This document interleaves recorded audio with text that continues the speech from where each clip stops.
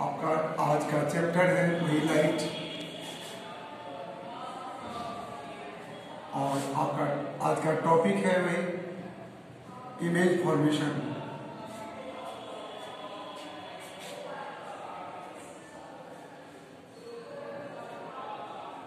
और देखिए, मैंने प्रीवियस क्लास में बताया था कॉन्केव मिरर पर, जहां दो कंडीशन बताया था, दो पोजीशन पर ऑब्जेक्ट को रखकर हमने इमेज फॉर्मेशन बताया था। आज न्यू पोजीशन बताता हूं जहां की ऑब्जेक्ट को इन ए कॉन्केव मिरर, ठीक है। थर्ड कंडीशन होगा, दो कंडीशन में बता दिया था। तीसरा पोजीशन पर क्या है, when an object lies at C, that is center of curvature। तो आप इमेज फॉर्मेशन कैसे करेंगे? देखिए, आइए सबसे पहले मिरर बना लें। कौन सा मिरर? Concave mirror. यहां पर इसका पोल हुआ, यहां पर इसका F डाल दीजिए, यहां पर सेंटर ऑफ कर्वेचर है, और इस सेंटर ऑफ कर्वेचर पर ही कोई ऑब्जेक्ट है। ओके, इस ऑब्जेक्ट का नाम मान लो AB है।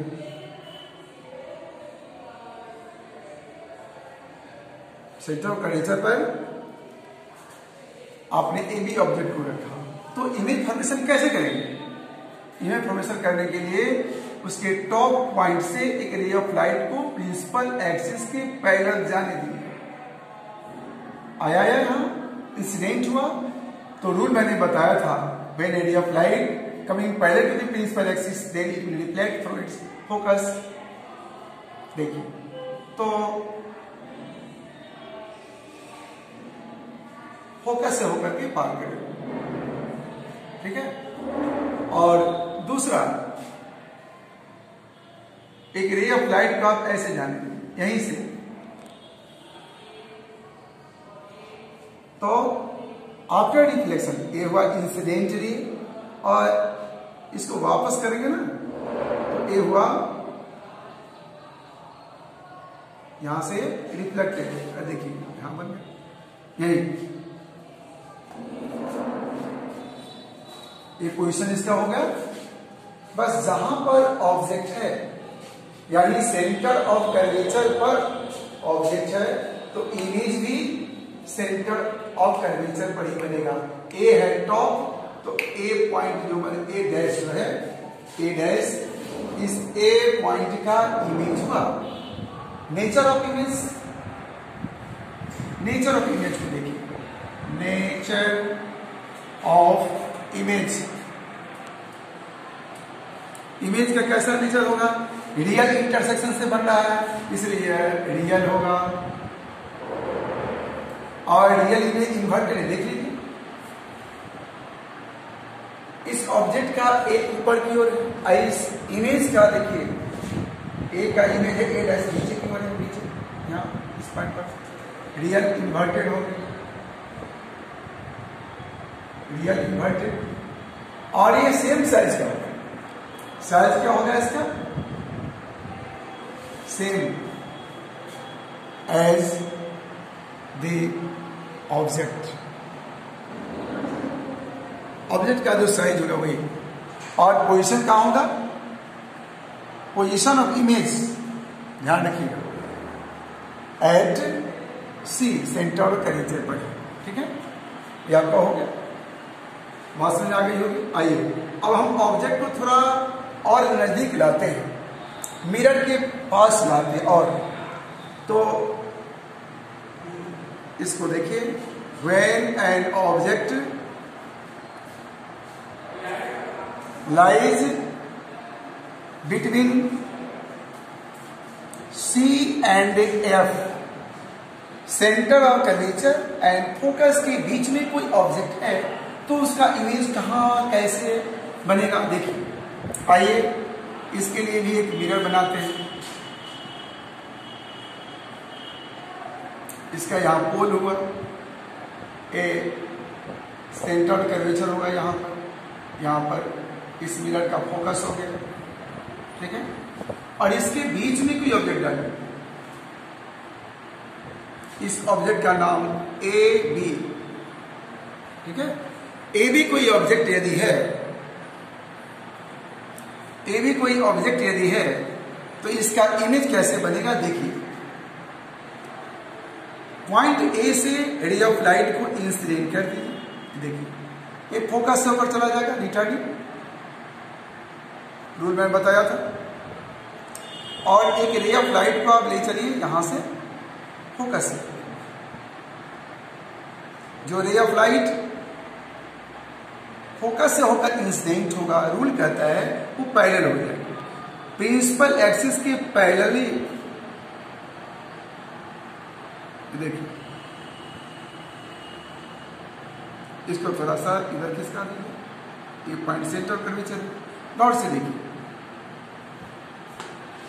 ये जो रिफ्लेक्टेड रे है, यह रिफ्लेक्टेड रे है, और ये क्या है, इंसिडेंट रे। ये इंसिडेंट रे है, ये रिफ्लेक्टेड रे है। ये रिफ्लेक्टेड रे इस प्रिंसिपल एक्सिस के पैरेलल है। तो गौर से देखिए, ये जो रे है वो रिफ्लेक्टेड रे है, और ये जो रे है ये भी रिफ्लेक्टेड है। तो ये दोनों रिफ्लेक्टेड रे यहां पर मिला है, और यहां पर जो रे ऑफ लाइट इंटरसेक्ट किया है रिफ्लेक्शन के बाद, वो चला था कहां से, पॉइंट ए से। तो आप कहेंगे ना पॉइंट ए का इमेज हुआ ए डैश पर, इस तरह से बी का इस बी डैश पर हो जाएगा। इस तरह से आप समझिए इस ए बी ऑब्जेक्ट का एक real image A dash B dash होगा। तो नेचर ऑफ इमेज क्या होगा,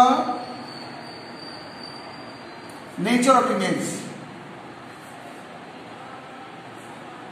रियल होगा और इन्वर्टेड होगा,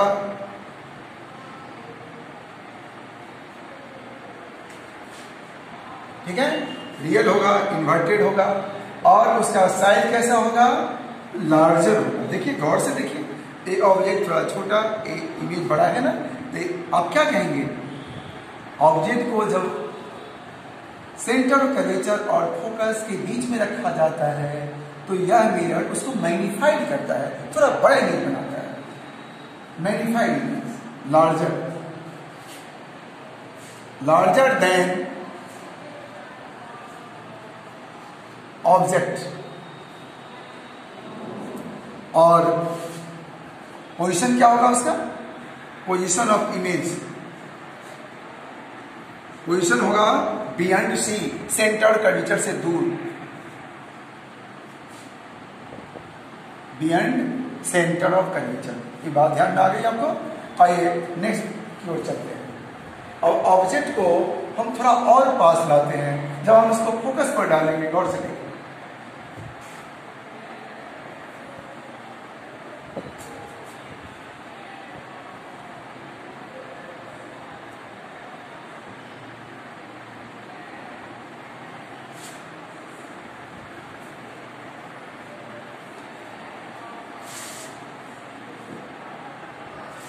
नेक्स्ट पॉइंट, फिफ्थ पॉइंट लीजिए। When an object lies at focus, पीछे से when an object lies at focus. अब देखिए ये कौन सा मिरर है, कनकेव मिरर है। नेचर कैसा है इसका, कन्वर्जिंग, इसलिए याद होगा इसका दूसरा नाम क्या है, कन्वर्जिंग मिरर। यहां पर पोल हो गया, यहां सी सेंटर कर्वेचर हो गया, यहां पर फोकस हो गया, ठीक है, फोकस हो गया। और यहां फोकस पर कोई ऑब्जेक्ट को डाल दीजिए, देखिए तो इसके टॉप से रे ऑफ लाइट को इंसिडेंट कराइए। अब बताइए ये जो पैरेलल इंसिडेंट हुआ है तो यहां फोकस से ऊपर जाएगा, फोकस से ऊपर चला जा रहा है। और एक काम, अब या तो आप सी से इसको डॉटेड पहले मिला दीजिए, और आप सपोज कीजिए कि जो दूसरा रे ऑफ लाइट ए से चला है, क्या लग रहा है कि वह सी से होकर के आ रहा है, जबकि सी से होकर के नहीं आ रहा है, सी के सीध में है, ताकि ये पता चले कि ये जो रे ऑफ लाइट आ रहा है वो बिल्कुल नॉर्मली है। आपको मैंने बताया था प्रीवियस क्लास में कि जो line segment centre of curvature और मिरर के सरफेस पर मिलता है वो वहां नॉर्मल होगा। ये भी नॉर्मल है, सी से होकर है, ये भी नॉर्मल है, सी से होकर है, इसको मिला देते ये भी नॉर्मल होगा। तो ये नॉर्मली इंसिडेंट हो रहा है, चला है इस पॉइंट से, देखिए। लेकिन ये पता करने के लिए कि वो कितना एंगल बना रहा है मिरर पर, इसलिए पहले इसको डॉटेड मिला दिए, ठीक है। यहां से चला है और इसको लौटाए, मिरर से जो रिफ्लेक्ट होगा तो यह अपने ओन पाथ पर चला जाएगा, देखिए इसी रास्ते से वापस आएगा। क्यों अपने रास्ते से वापस आएगा? क्योंकि यहां पर ये नॉर्मली इंसिडेंट हो रहा है। तो जो नॉर्मली इंसिडेंट होता है रे ऑफ लाइट, तो वहां एंगल ऑफ इंसिडेंस कितना होता है? 0 डिग्री। तो एंगल ऑफ रिफ्लेक्शन भी 0 होगा, इसलिए बस अपने ओन पाथ। अब ये देखिए, लगता है आपको मिल रहा है यार, ऐसा तो नहीं लग रहा है कि नजदीक मिलेगा, ये बहुत बहुत दूर जाकर के मिलेगा।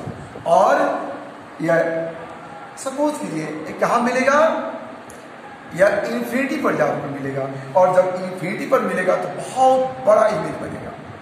उस इमेज को क्लियर देखना बड़ा मुश्किल होती जाता है, बहुत बड़ा बनता है। आप ही के फेस को किसी मिरर के फोकस पर रखा जाए और जब इमेज बनेगा बहुत बड़ा, भयंकर लगेगा, राक्षस की तरह लगेगा, बहुत बड़ा। आप जितनी सुंदर दिखते होंगे उतने सुंदर उसकी इमेज नहीं बनेगा, नहीं दिख पाएगा। जब वह इमेज इन्फिनिटी में बनेगा बहुत विशाल बन जाएगा ना। आइए देखिए, तो नेचर इमेज क्या होगा?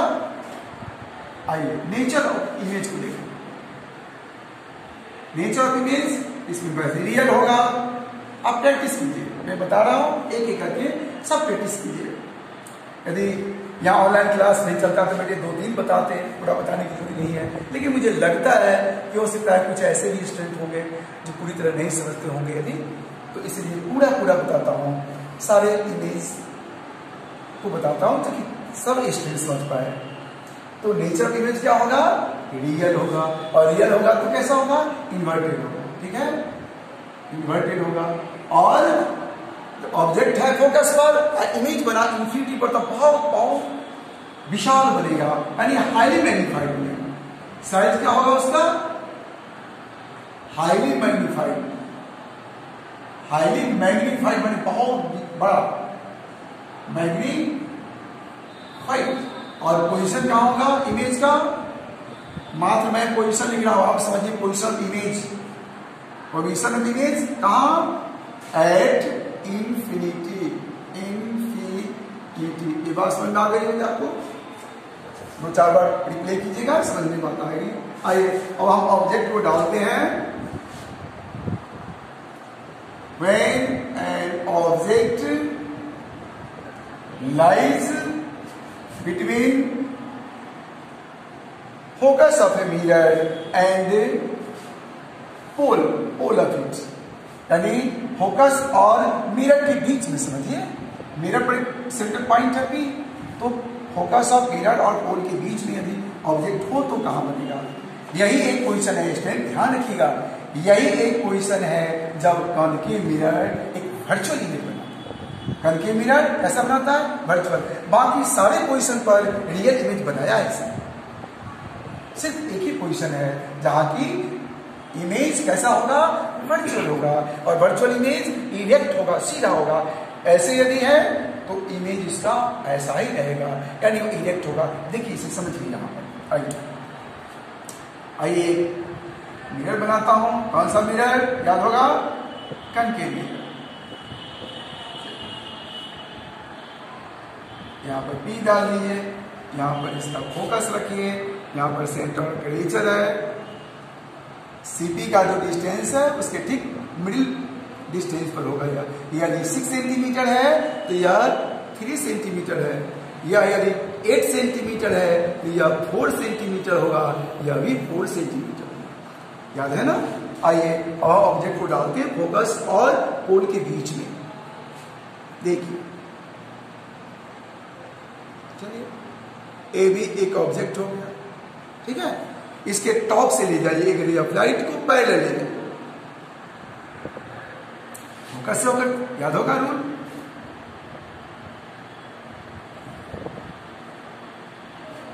और दूसरा रे ऑफ लाइट को आप ऐसा करें कि डायरेक्ट पोल पर लीजिए। देखिए ये तो नॉर्मल है, याद है ना? सेंटर कर्वेचर और पोल के बीच जो ये प्रिंसिपल एक्सिस है, प्रिंसिपल एक्सिस यहाँ पर 90 एंगल बनाता है, तो ये नॉर्मल हो गया। तो नॉर्मल और इंसिडेंट रे के बीच का एंगल क्या है? आई, एंगल ऑफ इंसिडेंस। और इतने ही बड़ा एंगल बनाते हुए ये रिफ्लेक्ट करेगा। देखिए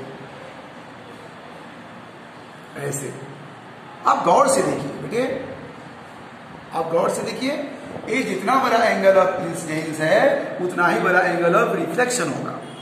तो आप इसको देखिए गौर से, ये देखिए क्या लग रहा है, ऐसे बढ़ता चला जा रहा है। जब बढ़ता चला जा रहा है ऐसे, आगे बढ़ने पर मिलेगा क्या? नहीं मिल सकता है। रियल ये नहीं इंटरसेप्ट करेगा, तो क्या करेंगे? इसको पीछे बढ़ाएंगे।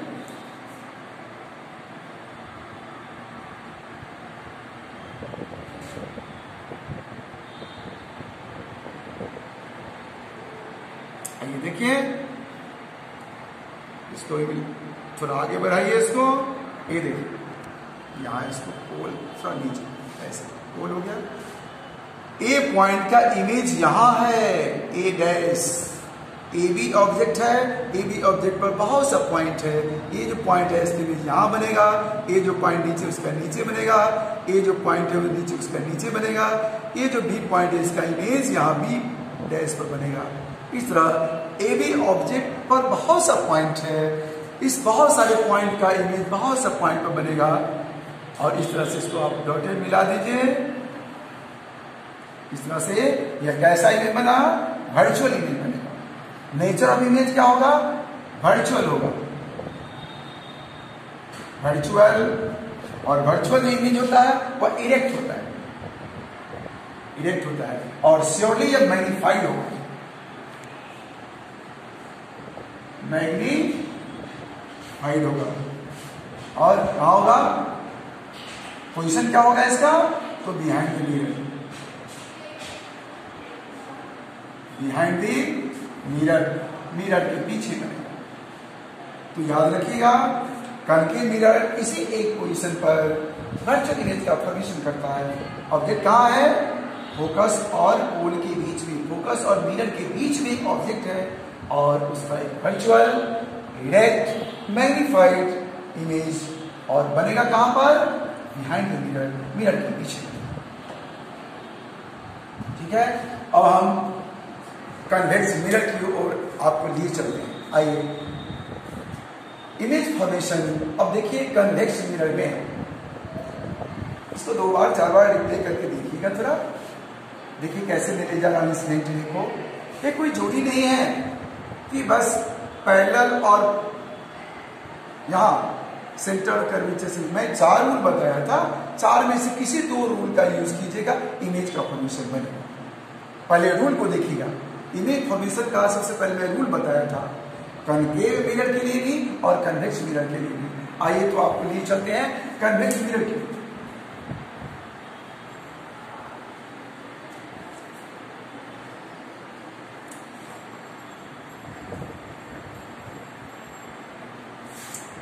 टॉपिक आपका चल रहा है इमेज फॉर्मेशन, और इन्हें और इसको कन्वेक्स मिरर बना दीजिए। इसको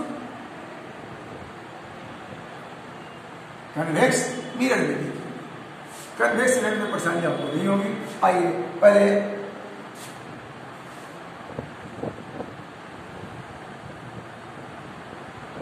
इनवर्ड सिल्वर्ड हो, इनवर्ड पॉलिश्ड हो ऑब्जेक्ट को डालिए। देखिए ऐसा है तो इसका लगता है क्या? यहां सेंटर और कर्वेचर हो, ठीक है, ऐसा। और तो इसके ठीक मिड पॉइंट पर यहाँ पर पोल होगा, यहाँ फोकस होगा, यहाँ सेंटर ऑफ कर्वेचर होगा। आइए ऑब्जेक्ट को ड्रॉ करते हैं। ए भी ऑब्जेक्ट ले लीजिए। अब रे ऑफ लाइट को इंसिडेंट करेंगे पैरेलली इंसिडेंट। ए हुआ प्रिंसिपल एक्सिस, ए प्रिंसिपल एक्सिस है, principal axis. Ray of light principal axis के पैरेलली इंसिडेंट हो रहा है।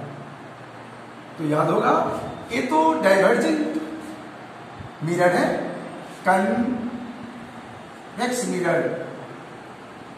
इमेज कैसे बनेगा? तो रे ऑफ लाइट चलाएगा कैसे? प्रिंसिपल एक्सिस के पैरेलल। तो क्या होगा? After reflection it will diverge through focus. तो फोकस से होकर जाएगा। कैसे? इस होकर जाएगा, फोकस की ओर तो जाने, फोकस की ओर की बात नहीं, फोकस से होकर ही पार्ट नहीं करेगा। तो आप पहले डॉटेड मिलाइए।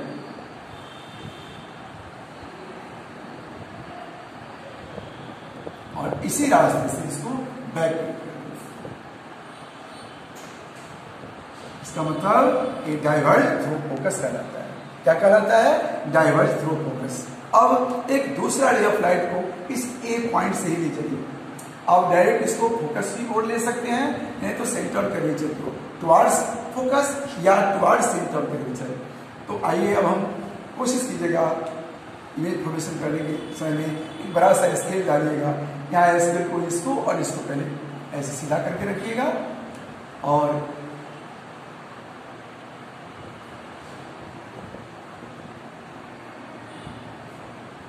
क्या लग रहा है? एरिया ऑफ लाइट किधर जा रहा है बताइए? सेंटर ऑफ कर्वेचर से नहीं, सेंटर ऑफ कर्वेचर की ओर जा रहा है। When a ray of light coming towards center of curvature, then what will happen? It will bounce back through its own path. अपने ही रास्ते से वापस आएगा। क्यों?